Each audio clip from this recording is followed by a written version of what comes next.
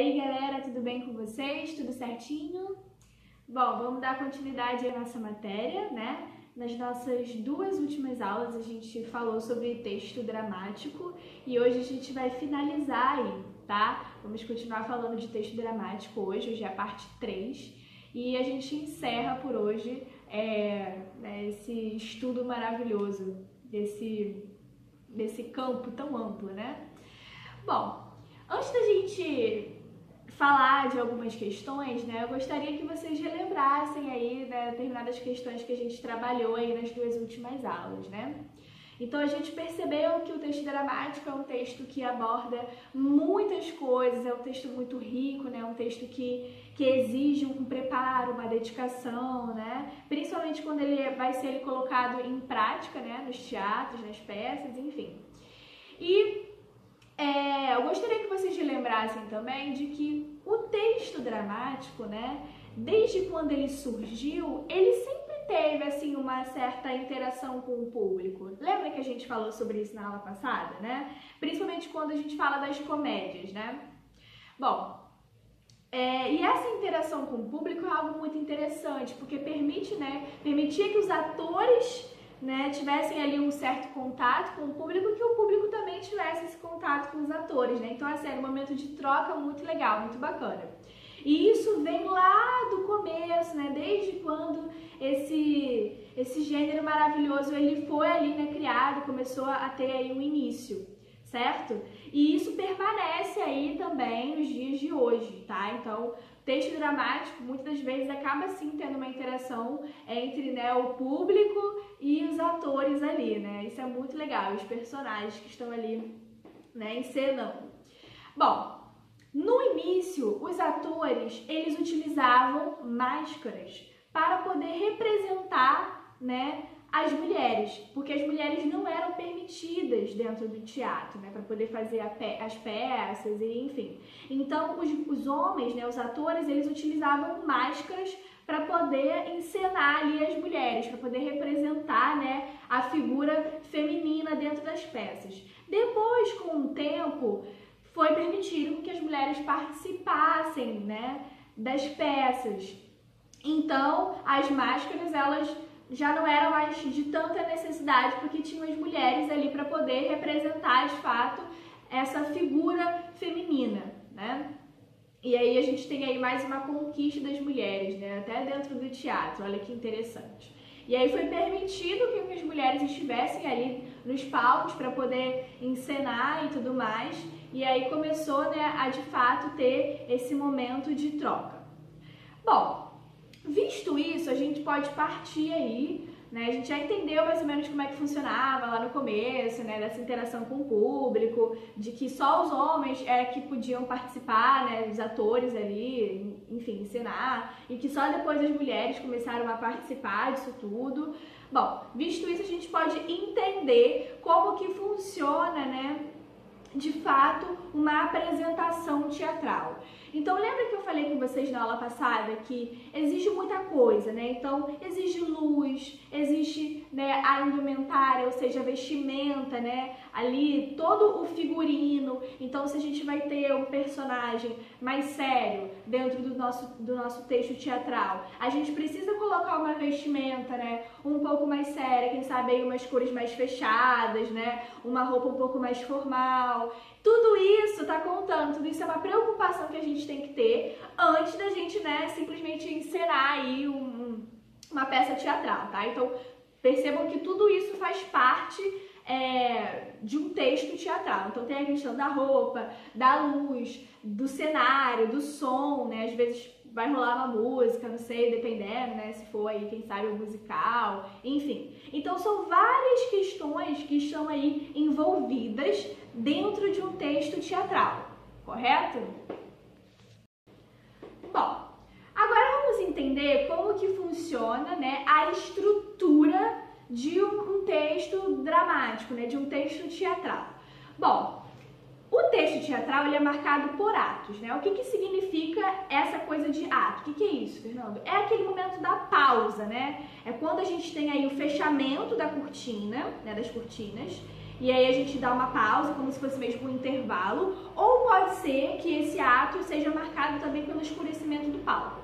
Então, quando a gente está assistindo uma peça teatral, as cortinas se fecham, né? Ou então o palco ele escurece, ele tem meio que um intervalo, é o momento de você dar uma pausa na peça que está rolando ali, para poder iniciar um novo momento. Então a gente chama isso de ato, tá? Então as peças elas são marcadas por esses atos. Geralmente vai depender muito da peça, né? Se for uma peça um pouco maior, pode ser que tenha aí 3, 4 atos, isso vai depender muito da questão aí da duração da peça teatral, ok?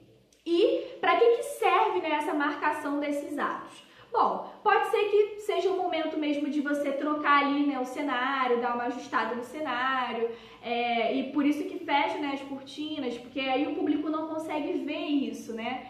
Então pode ser um momento de cena diferente, né? Então quando voltar o novo ato, pode ser que aconteça ali outras questões, né, dentro da peça. É de fato o momento de marcar uma pausa para poder iniciar alguma coisa diferente ali dentro da peça, tá? Então a gente chama isso de ato, ok? Marcada aí pela questão das cortinas se fechando ou do escurecimento do palco. Geralmente o público ele não vai perceber o que tá rolando ali. Então mesmo se o palco estiver escuro e as cortinas não se fecharem, né?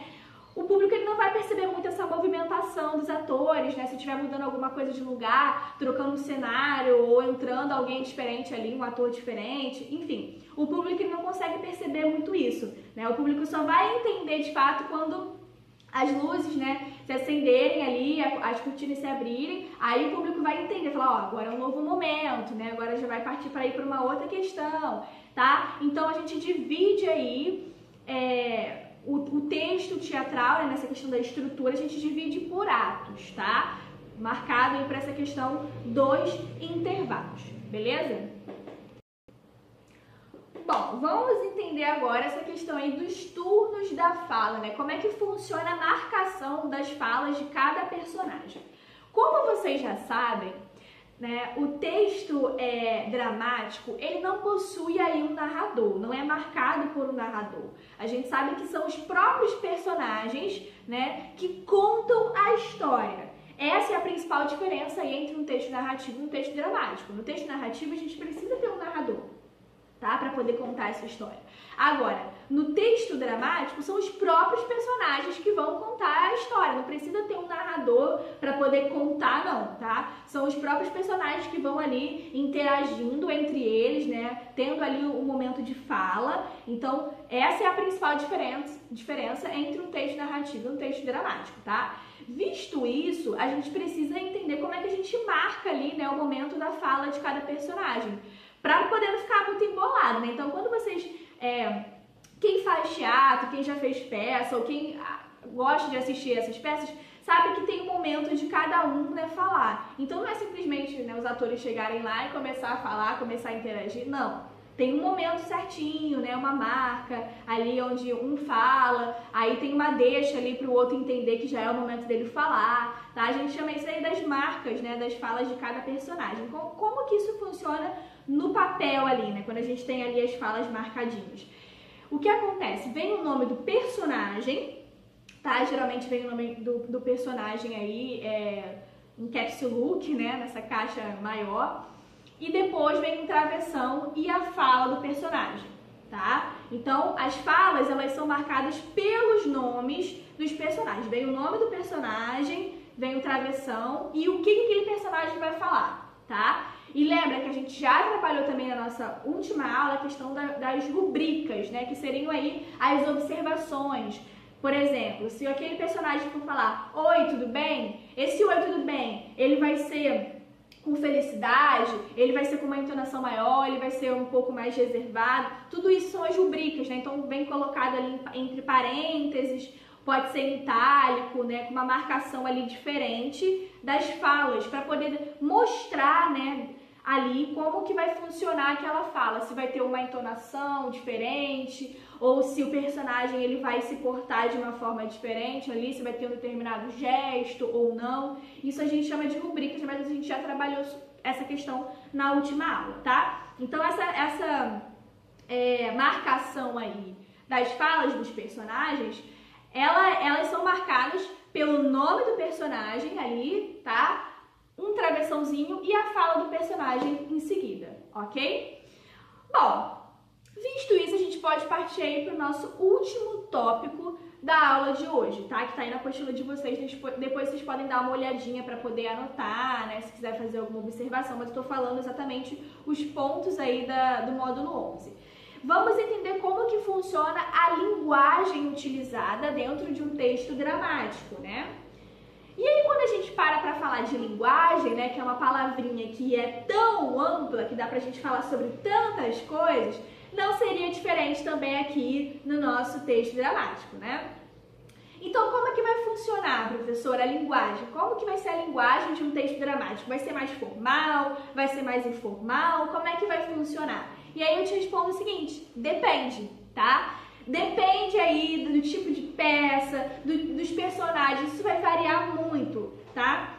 Por exemplo, se a gente tem um personagem que ele é mais descontraído, que ele é mais informal, que ele é mais brincalhão, então é claro que dentro da fala desses personagens a gente vai encontrar aí as marcas de oralidade, né? Ou seja, a gente não vai ter tanta preocupação em escrever aí, né, o texto, né, as falas desse personagem de uma forma padrão, né, de uma forma mais séria, não. Então a gente vai ter aí umas marcas de oralidade, né? Ele pode falar gente, ele provavelmente vai falar pra, ao invés de falar, né, para, né? Então vai ter aí umas marcas de oralidade, tá? Se a gente tiver um personagem mais informal. Se tivermos aí um personagem adolescente, então pode ser que use muitas gírias, né? Pode ser que, às vezes, dependendo, fale um palavrão ou outro, né? Apesar de a gente saber que não é muito legal, tá? Então, isso tudo vai depender do personagem, das características dos personagens ali dentro das cenas, tá? Então, por exemplo, se eu tiver também um juiz dentro da minha peça ali, né?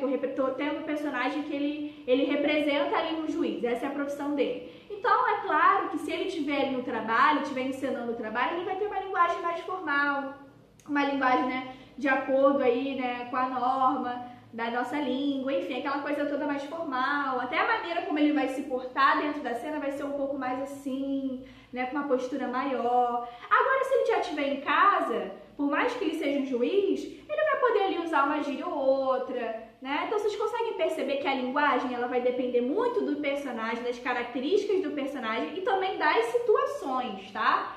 Porque se a gente tem um juiz no trabalho, ele se comunica de uma forma. Agora, se a gente pega essa mesma pessoa e coloca, sei lá, num contexto com os amigos, numa mesa de bar, por exemplo, ele vai utilizar uma outra linguagem, né? Ele vai utilizar ali uma coisa mais informal, mais tranquila, né? Se ele estiver em casa também. Então, isso tudo vai variar, né, de acordo com cada personagem, de acordo com cada situação, beleza? É assim que a gente vai escolher, quando a gente vai produzindo aí um texto teatral, assim que a gente vai selecionar como que a gente vai escrever, se vai colocar gíria, se não vai, tá? De acordo com isso, com essas necessidades, tá bom?